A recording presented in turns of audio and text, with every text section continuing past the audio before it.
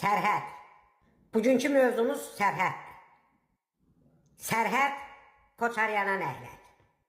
Sonra sərhəd Sarkisiyana nəhlət. Bugünkü mövzumuz delimitasiya ilə bağlıdır. Bu delimitasiya sözündə deyəmirəm.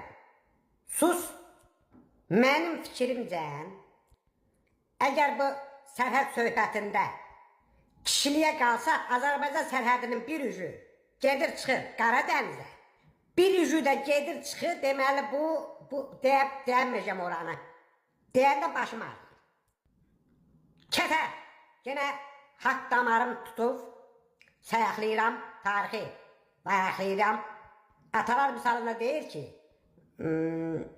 özgəsinə saldı meyil, qulağından tutarlar, sən verməməklə deyil.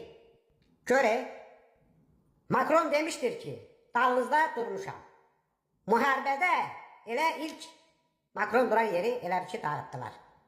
Deməli, Macron silah təklif edib, Zelenski ondan razılaşmayıbdır. Orada Zelenski bir misal çəkibdir, deyib ki, anasına bax, qızını al, prezidentinə də bax, silahını al. Ürəyinə damıq da, bilib ki, raketləri də özü kimi şillələtdirəndir.